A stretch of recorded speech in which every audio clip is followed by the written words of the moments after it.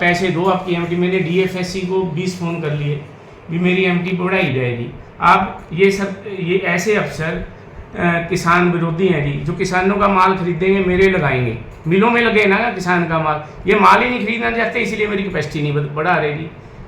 क्या कुछ डिमांड भी की गई है? डिमांड की गई है मेरे पास लाख रुपए की भी, आप पैसे दे के जाओ फिर आपकी कैपेसिटी बढ़ाएंगे, नहीं तो नहीं बढ़ाएंगे। कौन सी एजेंसी है जिसके मतलब ये DM warehouse DK Pandey और डिस्ट्रिक्ट फूड कंट्रोलर जो विनीत जैन है, वो फूड कंट्रोलर है डिस्ट्रिक्ट के। उनको मैंने, जब मेरी पांडे जी ने नहीं सुनी तो मैंने उनको डीएफएससी साहब को कहा, उन्होंने भी 20 बार मैंने फ़ोन कर लिया, मेरी एक नहीं सुनी, क्योंकि दोनों की मिलीभगत है, डीएफएससी और डीएम वेयर हाउस। आपने कहा है कि सबसे ज्यादा कैपेसिटी आप ही होल्ड करते हैं, क्या पहले भी ऐसा हुआ है या पहली बार ऐसा हुआ है? पहली बार ऐसा हुआ है, मेरे को 20-22 साल हो गए मिल चलाते हुए, आज तक ऐसा नहीं हुआ। अब आप क्या चाहते हैं सरकार की?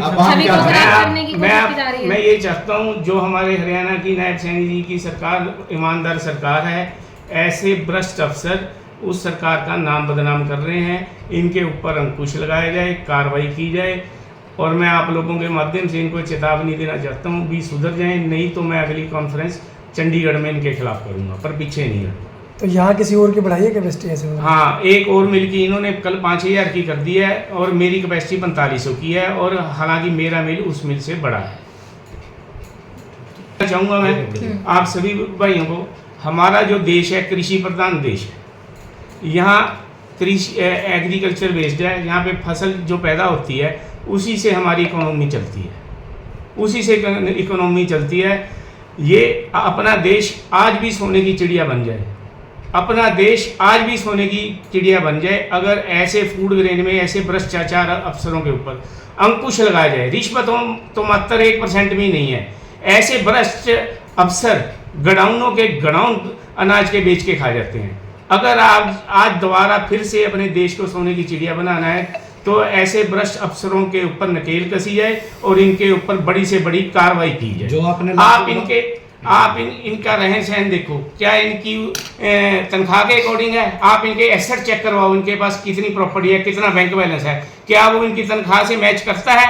आप लोग फिर पता चलेगा भी ये किस कदर पर इन्होंने गुंडागर्दी मचा रखी है और भ्रष्टाचार करते हैं। किसके थ्रू इसने लाख रुपए मांगे थे? ये अपने कर्मचारियों के थ्रू, जूनियर कर्मचारियों के थ्रू। कई जगह से और भी मैसेज आए जो मैं नाम नहीं डिस्क्लोज करूंगा।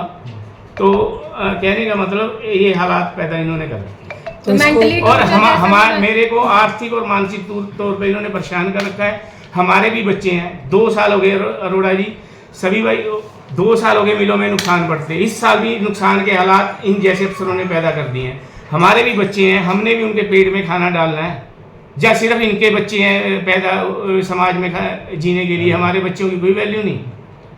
आपने कहा है कि कुछ और भी सरकार है, इसीलिए मैं सरकार से यही आपके माध्यम से यही निवेदन करता हूँ भी ऐसे अफसरों के खिलाफ कड़ी से कड़ी कार्रवाई की जाए और मुझे इंसाफ देना है।